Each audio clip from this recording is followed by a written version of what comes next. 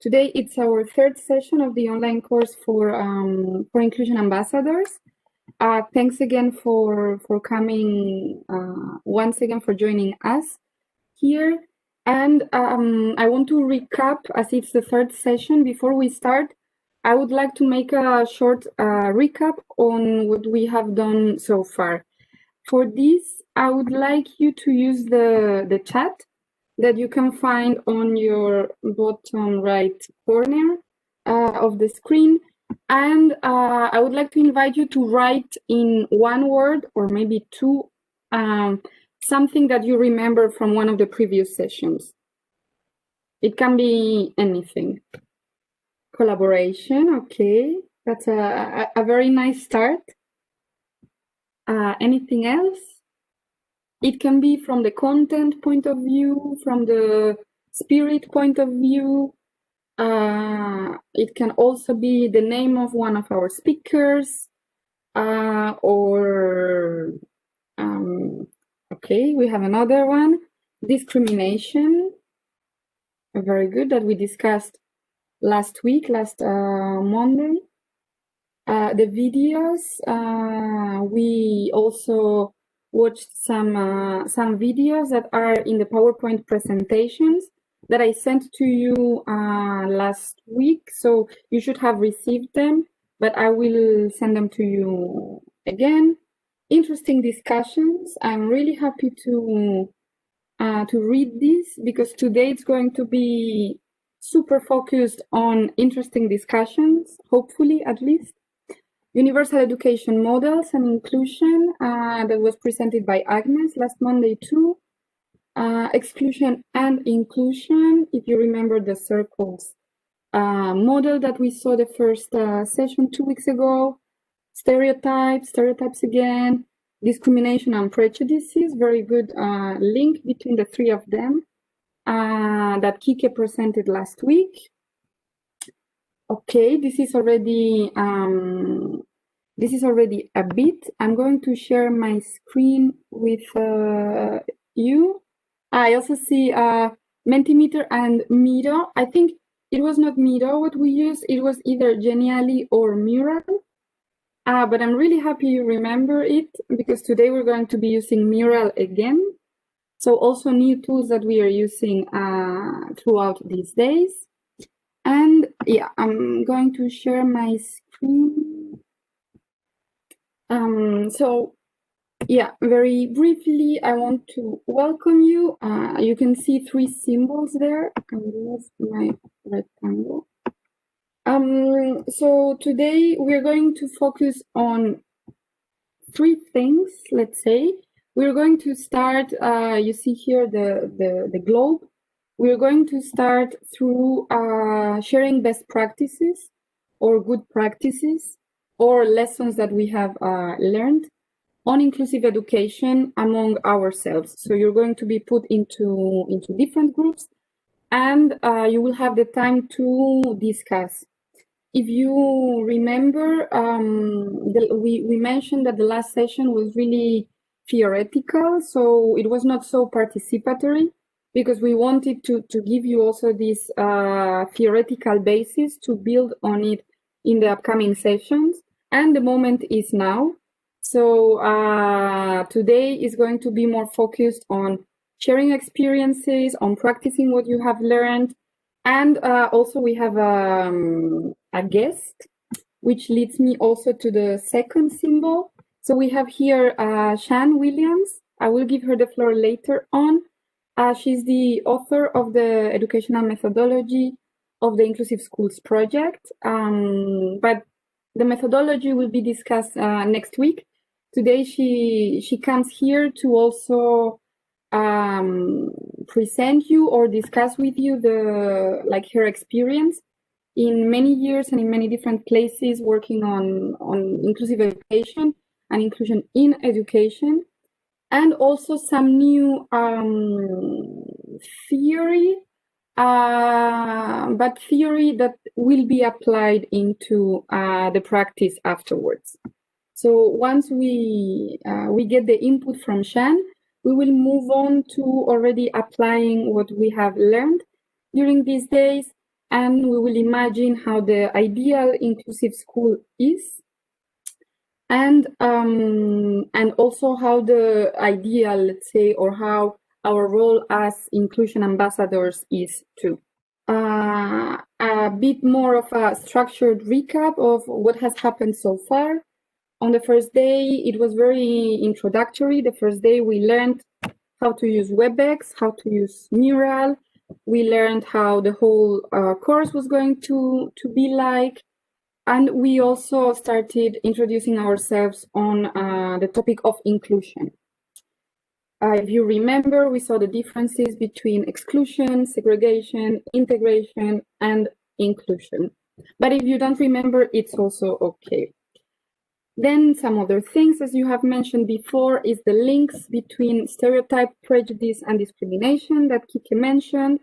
You remember the I think, I feel, and I act, how one thing leads to another. And also privilege and oppression. And I forgot here to write also the concept of intersectionality. That is also very important when we are talking about inclusion.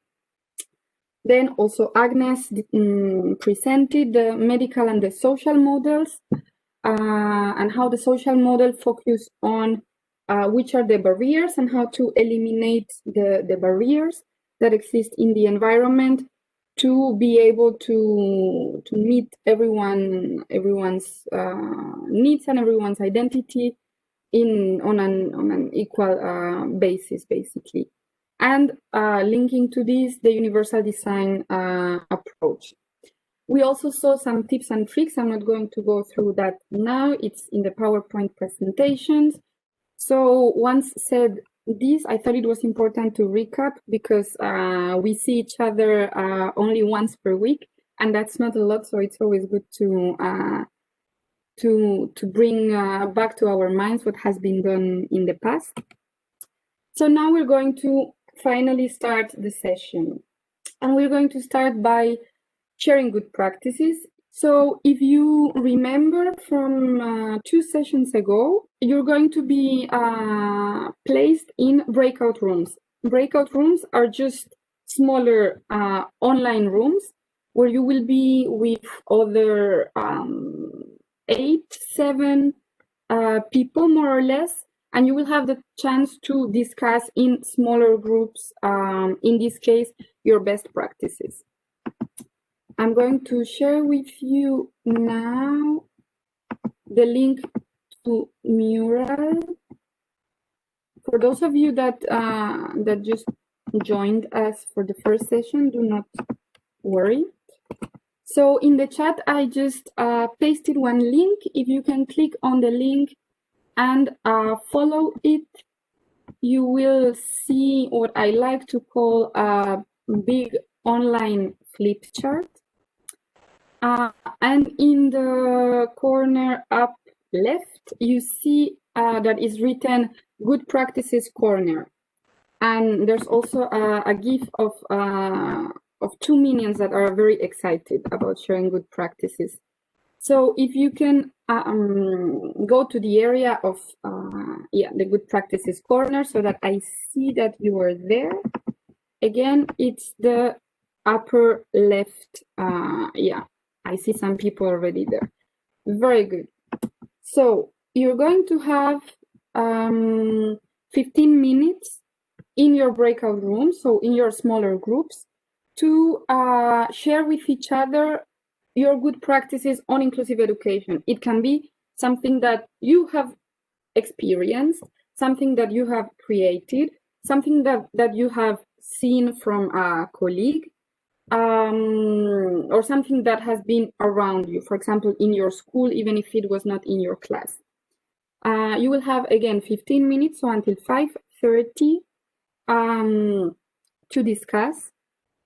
And what I kindly ask you to do is that at least one person from the group, the good practices that you share, you take one post-it from the menu on the left, and you write the keywords of your good practice in the good practices corner, so that afterwards we can send this document to everyone and everyone can benefit from your good practices. Okay, so you can go, and again, you have until 5:30. Please write the good, it doesn't need to be super detailed, but write your good practices into a post-it. And if you have questions, you can always ask us or request for us in the chat, and we will help you with it. Welcome back. I think, yeah, you're all muted at the moment. Thank you very much for your work. I visited a bit and it seemed really interesting. However, I not all of you used Mural, but I will be taking notes now. So what we're going to do now is, if one person from each group can present what was shared in their group, and I will be taking minutes to complete the mural. Yeah, to make sure that we keep all the information properly and that we don't lose any knowledge. So from group number 1, who wants to present? Sorry, we haven't decided who will talk. We discussed about generally what exactly we are doing in our jobs, and we're writing down some things about how we think that not exactly methods or practices, but what we want to do, what we need in our class in order to include all the differences in our classes. So we write down something like awareness, empathy, respect, and words that are very important for our classes, and we think that can make us a team. That's all. Thank you. Okay, thank you very much. If anyone wants to complete that from group number 1, otherwise we move to group number 2. I saw that someone was taking notes, so maybe this person can present. Yes, so hi. We were sharing kind of our practices. So we had a different group. So there were teachers and from school student unions. So we were speaking about, for example, technology circles and like specialist knowledge, and also like safe spaces and how they can be used, for example, when learning from a school student union point of view. Group number 3, please. I can say what's in there already that has not been said, which is role-playing and providing tools, and also to have more experience with children of different types of disabilities and active implication. Hello, I'm Fanny. Can you hear me? Yes, perfectly. I am in group 3 with Vitatos, Aris, Anastasia, and where is the name? Miroslava, I think. Yeah. And we talked about the good practices they used with their students. One of my classmates made an activity about changing roles with a blind heroine of a story. The other two used talking, lots of talking about if I got it right, about a difficult situation, and so they talk and talk, and Vitatus, I think, used the audio visual technique. they comment on my sayings. Thank you. Thank you very much. Thanks for adding some information to what was already there. I think now it's a bit more complete, and I hope this was already useful for you to learn from each other. And now I want to give the floor to Shan, the author of the methodology, as I introduced her before, but well, I let her start her part and share with us her experience. So just a little bit about my background, so you know who on earth is talking from the other end of the line. I'm a secondary teacher in London for 10 years. That's how I started out. And that school at the top there, that's, by the way, on my second day of teaching with a lot more hair than I've got now. The school up there is the school where I really learnt kind of to be inclusive. It didn't look like much. It was a very small secondary school, but full of a lot of people who Shan, other schools didn't want to teach. I'm sorry, but now I can see the pictures, but I think the presentation was a bit slower than your speech. Okay. Can anyone confirm in the chat if you can also see the pictures now? Because now I do. I can see the pictures. Yeah, same situation with me here. Perfect. Okay, so you can see them now. It's just taken. Good. Okay, but you can see them now. Yes, Maria? Okay, good. I'll carry on. Yeah. So I've done loads of things since I stopped teaching. One of which is the top right-hand corner there. That was a big project I did in the UK into researching getting out of school and children learning with their teachers in different environments out of school. And the results of that, not surprisingly, one of the results was it was really good for inclusion, and that it changed relationships, and that those relationships stayed changed. It was just an introduction, really.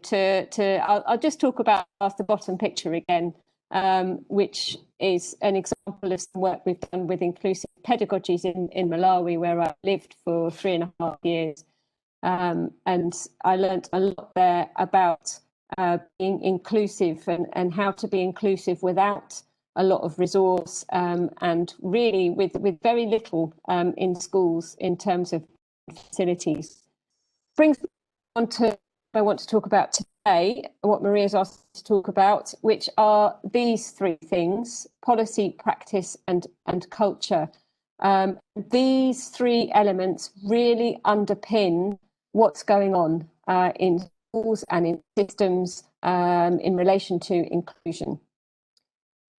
It's not so much of a model as a model, and it's a very good way of analysing what's going on in schools, and then being able to think about, helps you think about what your priorities are and how you can plan to go forward. So let's look at each of these in turn, starting with policy, which is really about access, getting children and students actually into school, and through the school gates, through the school doors, and into classrooms. And we know that there can be lots of barriers to access. So things like distance from school, cost of going to school, the school building itself, the infrastructure might not be as inclusive as it could be. The schools, health needs of children that are attending, the attitudes of staff may prevent some people from getting access. And also, we know that also fear of being marginalised can also stop people actually going to school. So lots of different barriers, and there will be different barriers in it will be to kind of think about what the barriers to access are. I think it's really interesting, this photo where you've got all these children who are roughly the same age, and some able to go to school and some clearly working. So it's, you know, just the financial cost for some people is just too much.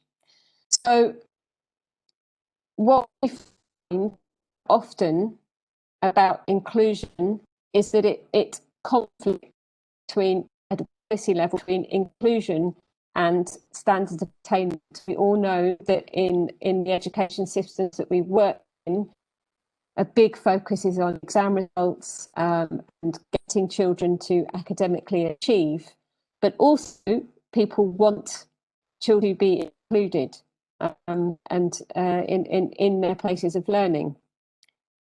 So we end up with there can be another clash between school policy and regional policy and national policy, and actually what individual is right for an individual.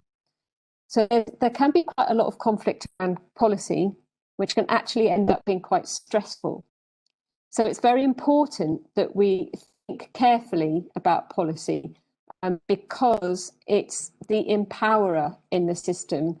It motivates people to be able to work inclusively. It gives permission for them to do so. But it also can be an inspiration and also give incentives for people to do that. So it's really important that we look at it and we get it right.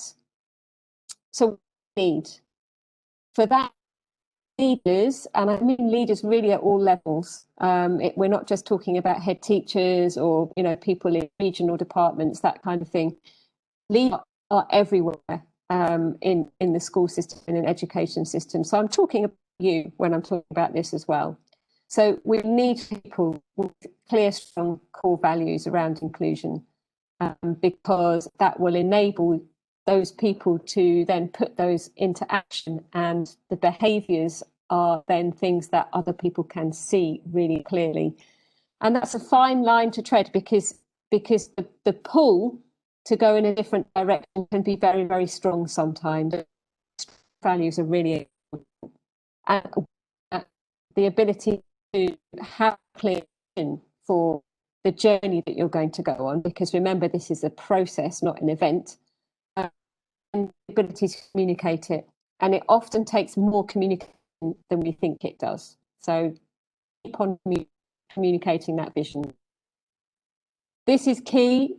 The relationships with teachers, students and families is what really makes inclusive education happen. If the relationships are poor, people don't work in partnership and change won't happen. So you're talking really here about emotional intelligence and being able to listen and empathise and be respectful to a whole wide range of people and really diversity while you're doing that and being able to connect with lots and lots of different people. This your talk as and modeling, because if leaders don't show the policies into practice, they don't know their core values, then nobody else will do it. It seems that from the research, tenacity and perseverance are more important for inclusion than for most other things that schools try and do. It takes more tenacity and perseverance to become an inclusive school than it does for doing a lot of things. And I think that's really important to remember when things seem like going in the wrong direction. You go back to that and remember that it's going to take a lot of effort, and that each step that you take, go back to that idea of a journey, and that each step you take, sometimes it's a little bit backwards, but you will then take 2 steps forward along your journey just to keep going and plugging at it. Okay, so quick look at policy. Let's move on to practice. This is connected with engagement with children. We actually get them to school, and what we want for our children is to look like this on our screen now, but we do the learning and not bored and being really engaged, enthralled by what they're doing. So what do we need for this? Well, the research, and this is from University of Aberdeen, and it's well worth just looking up and having a read if you're interested in it. They've done a lot of work about what needs to be involved in teacher training, what teachers need, and they've come up with a three-pronged model that I think is really useful on a practical level for everybody. So they said that teachers need to know some stuff, they need to do things, and they need to have belief. So knowing, doing, and believing are the three things that teachers need in order to become more inclusive as they grow through their personal development, and also, you know, just as generally as people. So in practice, well, you've got to know. This is the knowledge bit. You've got to know about teaching and learning, how children learn, what they need to learn, and when. What are good ways to teach children, a variety of ways to teach them. You've got to understand, though, able to put into place the basics of the principles of classroom organisation for an inclusive classroom. There is some that teachers need about special educational needs and disabilities. They don't have to be expert, and I think that's a really important point, but you do need some knowledge in order to be able to put some things into practice. But we are really focused on extending daily practice. We're not about turning every single teacher into a special education team. But it is important that there is some shared knowledge there. For learning, so that's loads of different ways to assess children in different ways, so that you're not just assessing them by test or exam, that there's a whole wide range of things that you can do to see what they're learning and how and whether they're learning, and then where to go for help if you get stuck in your school or in your district, and also policy and law. So that's what teachers need to know. What they need to be able to do, or be enabled to do, or empowered to do, have the confidence to try different things out. And this is where your trusting relationships come in. Because if you don't have a trusting set of relationships, you don't have the confidence to try things out, because you need to be able to get things wrong sometimes. So that's a really important plank of a situation between senior leaders and teachers and students in school. There's got to be this kind of ability to take some risks and try different things out, and to be able to collaborate with colleagues and do that as well, which brings us on to this professional thing, that really good development, learning for inclusion is not just about knowing, it actually helps people do things. So it gives them the chance to collaborate with each other. It gives people the chance to team teach, for example, or to observe different lessons, see what colleagues are doing, and have reflective time together. Their relationships, again, they are absolutely core. So again, working in partnership with an amount of empathy and thought, and just the ability to listen and to problem solve together, modeling to students, because again, if you don't do it as teachers or as role models, then they won't see those, they won't do those behaviours either, and we're back to the tenacity and perseverance again. This is the core, the belief is at the core, and there are two core beliefs that the University of Aberdeen have identified. These are things that all children can learn and are worth educating, and also I have the capacity to make a difference. As a role model, as a teacher, whatever your role is, I can actually make the difference here. I do have something to offer, and I have got some skills in order to do that. And what's really important about this model to know is that you don't have to have all of those three things in place. So you don't have to have all the knowledge and all the practice and the belief. If you have got a bit of belief and a bit of knowledge, you can try something practice. If you have knowledge and tried something out in practice, it's going to reinforce your belief, if it's successful, that you've got the capacity to make a difference. Three elements there, you only need two to kind of keep it going. And thirdly, the culture part of this, which is about attitude, behaviours and how they support or don't support inclusive practice, and BC, the commitment in the school or system that really makes it all happen, that makes this journey happen. And I know I'm going to talk about a couple that you talked about last week, but I'm not going to talk about them in detail, but they are really key planks of culture. I know you talked about the medical and social model of disability last week. What I want to say about the social model of disability is that it can be transformative for culture. It's powerful because it shifts responsibility. So the medical model always puts the responsibility on somebody else, and the social model of disability brings it back to us. What can we do about this? What do we need to do about this? So, for example, here are some things that come up quite often in schools. So how can we help the child with learning difficulties to access the curriculum? If you're thinking in a medical model, well, we need to get something to give them all the classroom support. But that's kind of getting somebody else to do the job. So the social model would say, all right, we need to look at the curriculum. What can we do with the curriculum that would help us meet this child's needs? And then what can we do to pedagogy in the classroom? How can we extend our curriculum? How can we think about the way that we're actually teaching? So another example, hyperactive behaviour. I'm sure you've all got examples of children who find it very difficult to sit still, very difficult to focus in the way that we expect to focus in the classroom. So I've worked where I've seen children and they go from being bubbly and exciting and excitable, and yeah, they find it difficult to concentrate, but you work with that, and then suddenly they come in and they're totally different, and they've been Ritalin, and the part of them was gone. And that is, okay, we'll take him to the doctor. The doctor can fix him so he can sit still in a classroom at school and not cause any trouble. But the social model would say, what can we better do to understand and support the child, and how can we, perhaps stop him being put on Ritalin and think about something else that's more creative.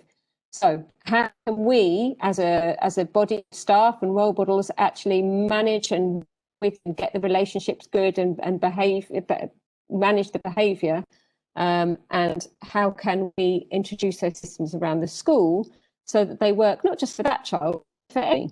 Because the other thing about inclusive practice is it's something for one person, it's beneficial for everybody generally. So, for example, children who have poor working memory need one instruction at a time, but that's great for everybody because, more than one instruction at a time, we're not very good at following anyway. So it's just good practice for everybody then. Finally, think about vision loss. Okay, how can a person with vision loss be in a mainstream school? Medical model, really they ought to be in a school for children with vision impairment. Social model, well, what can we do to support this child and to make sure that our school is vision friendly? And then, okay, we need somebody else to come in to help us with that. So it's a very different way of looking at things. And by asking these questions and trying things out and and knowledge, that's how we become more inclusive, and that's how we generate a more inclusive culture. I know also you've talked about unconscious, so I'm not going to labour this, but just to say that the key to bias is about awareness. Is that we acknowledge and then that we bring it out into the open, we shine a light on it and we discuss it, and then we can move on with it and try to change our practice. And again, that's a journey for everybody. And then the third prong of culture, and I know you talked about power and prejudice, oppression last week, but this is again a key plank of culture. So really looking at this in your school. So, for example, in primary schools in England, used to be, and probably a lot still are, not just primary schools, but secondary break times dominated by boys playing football. And to realise this, there wasn't any space for anything other than football in playgrounds. So now they've started to zone playgrounds. So yes, you can play football, but it's just over there. Here we're doing board games, or if here we're doing some team game activities. Here we're skipping, whatever. But to really spread that power around and make sure that it doesn't sit with one person. So it's just a practical example. Finally, bring that together. We're not going to watch that now, but I really, really recommend you go off and watch Chimamanda Ngozi Adichie, who wrote Half Yellow Sun and Americana. And in this video, she really brings to life her experience of unconscious bias that she's experienced, and also the power relationships. So that is I'm not, because we really don't have time, but there's a short version online, or there's a long version TEDx talk. It's about 18 minutes long, and she's a brilliant speaker. She's also very funny. So that is just a really quick whistle-stop tour around policy practice and culture. The way to use those is to think about yourself as being an agent of change. This was a comment that came back from a Malawian primary school teacher that did the inclusive pedagogies course, and it was this realization that if something to change in her school, then she needed to go and she needed to actually do it. So she's starting to think there with the social model of disability thinking. It's really thinking of what can I do. So maybe for you as an individual, starting with your practice, and then working with other people to start to influence policy and to start to influence culture, because they're all, as you can see from that very completely interlinked. But you have to be active in order to make this work. I'm going to be quiet now, and I shall stop sharing my screen. Thanks to you, Shan. At least to me, it was really inspirational, and I learned again a lot with you. And now I would like to. We're a bit late, but I think it's worth it to spend some minutes. If anyone has a question for Shan, now that she's here, or a comment about the presentation and the topics tackled there. Yeah, hi. Can you hear me? Yeah. Yes. Yeah, okay. Well, maybe I don't know if this a bit personal or not, but it's about your opinion in the I don't know the exact name, but there's like here in Spain, for example, there's the ordinary school where children without like strong disabilities go, and the other schools for people with disabilities. For example, if you have a Down syndrome and also you have some maybe aggressive problems like my brother does, he goes to a different school, and that's kind of maybe it's just me, but I wish my brother could go to the same school that I went, but with the tools he needs for his education, instead of going to a separate school, because I think we're separating two realities that are the same, that it's education and being able to provide children the education they need. So I just wanted to know your opinion about this, and thank you so much. It was really good to hear your presentation. Caridad, I think you've hit upon one of the most difficult issues for inclusive education, because historically it's been separation ever since education started, and I won't go into the history, but that is the situation. For me, and this is a personal opinion, ideally I would love to have, like they do in Finland and Estonia, I think Italy, I don't know if there's anybody from Italy on the line, but I think Italy that has also shut all of its special education schools. And so there are schools where really 100% inclusive education does happen.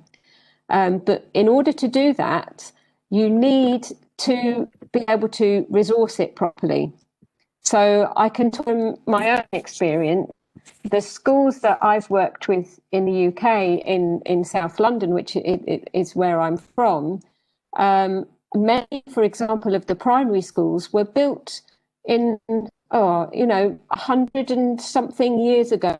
So sometimes the buildings mitigate against it. So until the resources are there to rebuild all of our schools on a practical level, that puts things in the way. I also think that culture puts things in the way, because we just have this ingrained culture of well, it's better for children with disabilities or who are in inverted commas different to go to a special education school. I would ideally love for nobody to be seen as different, because I totally agree with you. I think by separating children, what we're doing is teaching people rather than difference is just part of life. So my personal opinion together that you would need to really properly resource it. There are countries that are doing it on paper, at least. But I would love to know more about, visit and see that kind of in reality. The film of a school in Finland, quite easy online. It's good for you to just look at that as an example. I think we know that the benefits of teaching everybody together is that everybody then learns from it if you do it in the right way. So we know that string or tracking, depending on what country you call it, the people call it, it does for the children who have more difficulty accessing the curriculum, exacerbates that. And if you can teach people in a mixed ability group and you can do it well, where you've got your children who find something quick to learn, they can support other students, reinforces their learning. So it's good for that.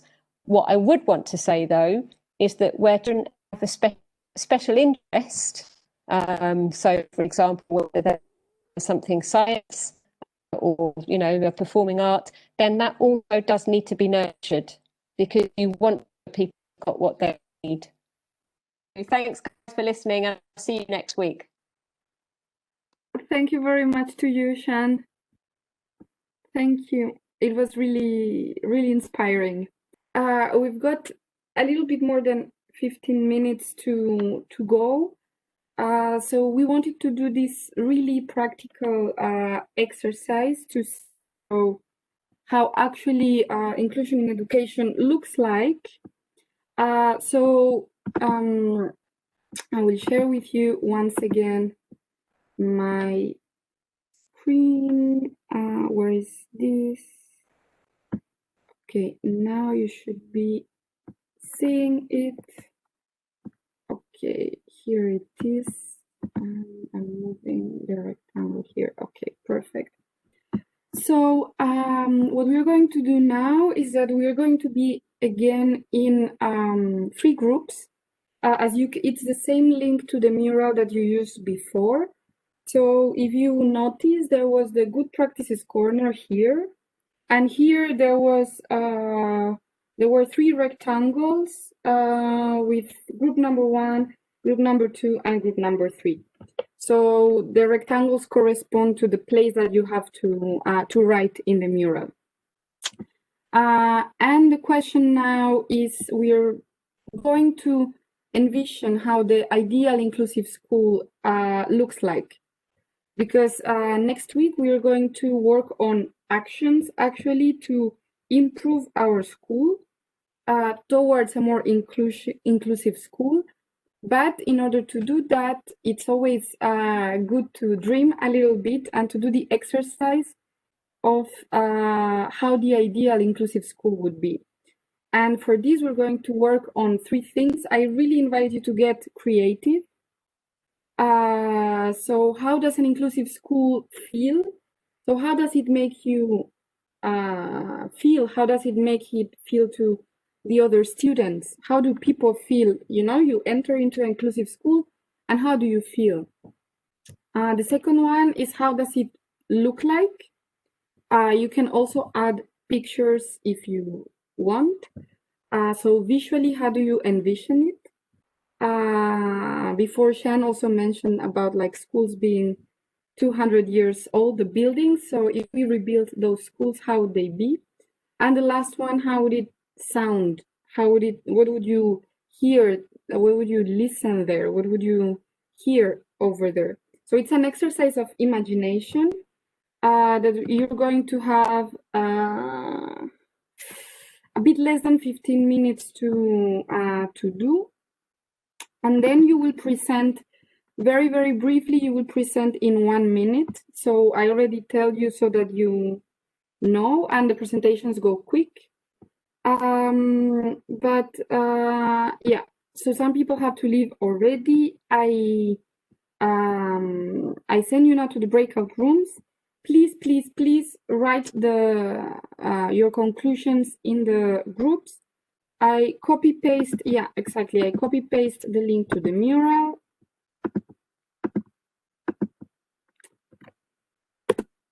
Okay, and I divide you into the same groups. It should be the same groups as before, but yeah, let me know if there are any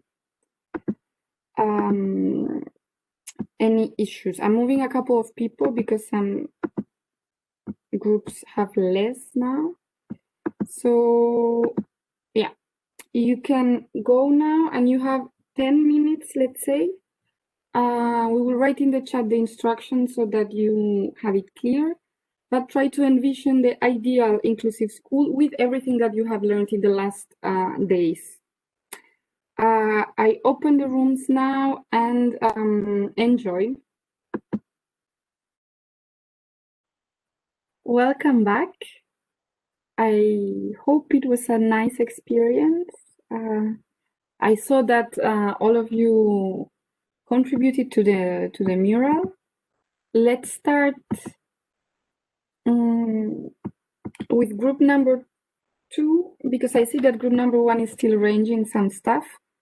So who is presenting from group number 2? I guess we haven't decided that, but if you want, I can give it away. If you want to add something at any moment, please interrupt me. For us, an inclusive school feel about the feelings. We think that everyone feels totally accepted, everyone feels part of it, all people feel safe, and also there is a big feeling of friendship among the children and of empathy. And also one person in the group said that about the children without disabilities could also feel useful by helping other children to achieve knowledge or whatever. Regarding how it looked like, it is an open space, accessible for everyone, and again, a place where you can see happiness, like a party, more or less. And finally, regarding the sound, it would be described as a very noisy place, because there would be a lot of laughs, a lot of voices, because everyone feels safe to express their opinion there. And so everyone is dancing, again, reflecting this happiness. And that's it. I don't know if anyone in my group would to add something here. It seems that your presentation was pretty complete. Thank you very much. Now moving on, because we're going to be 5-10 minutes late. I'm sorry for this. But now group number 1, if we have one volunteer to present, please. Hi, I'm Daphne from group number 1. I was with Diana and Miroslava and Irini and Kalopi and Matilda, I think. And anyway, we discussed briefly about the, sorry if I messed up any of the names, really, really sorry. So we discussed that the inclusive schools to be, yes, like music and very lively and positive. And also we discussed briefly about the building, that it should be accessible to all, in regards to what Shan said also about the lifts and the premises being friendly for all users. So that was some of the main points in order not to be too to be brief. Okay, so I don't know if any of my colleagues would like to add something. That's it from us. Thank you. It seems that your presentation was also very nice. And now moving on to the last group, group number 3. Can I have one volunteer, please? Oh, hello. Our group was very big. It means 2 examples, 2 names, was Laris and Tia and I. So, and we talked about symbolic inclusion school. And so our decision is that we can talk about school for all participants, including all kind of minorities, not only about special needs. So minorities, confessions, traditions. In this case, we're talking about possibilities to feel good in kind of confession, and school appropriate, not exactly to wishes of participants of the school, but for all needs. We see different kinds wishes and needs is a little bit different things, because if we were talking about needs, we have to think rationally what you need, what not need, so for better purpose. And it's all. I tried, sorry. Thank you very much. Thank you everyone for this. I want to highlight that all of you, in one way or another, you mentioned the feeling of belonging, which I think it's very, very important. It's like one step further even. And maybe this is something to discuss next week, or to think about a bit. I hope this very small exercise helped you a bit, like awakening your creativity. This is something that you can do for yourself to reflect even more, or in your classrooms, or to get the input from your students or from other teachers, to know a bit which are the opinions and what are the needs and the wishes of the people you're working with. But yeah, here it was a very short one. Now to finish, to finalize, we didn't have time to go through what is an inclusion ambassador, but as you can see in the mural, there is space for that. I see that some people have already written down some of the things. So the individual learning, the individual reflection for this week for you is, if you have some time, of course, would be to reflect on what is an inclusion ambassador and what are the competencies and the values that would make a great inclusion ambassador. And you can write them directly in the mural. We will see that next week. We will start with this. So yeah, we didn't have time to go through this, but this is the individual learning for next week. I will send an email tomorrow or the day after with Shan's presentation. I will send again the presentations from the previous 2 weeks, and also with this mural. Now, if there are no super pressing questions, we're going to close for today. Again, for being a bit late, but I your questions and everything that you also asked, Shan, and your comments were really really interesting for everyone, at least for me. So yeah, as I don't see any questions in the chat, I'm going to close this for today. I want to thank you again, and I wish you a very nice evening, everyone.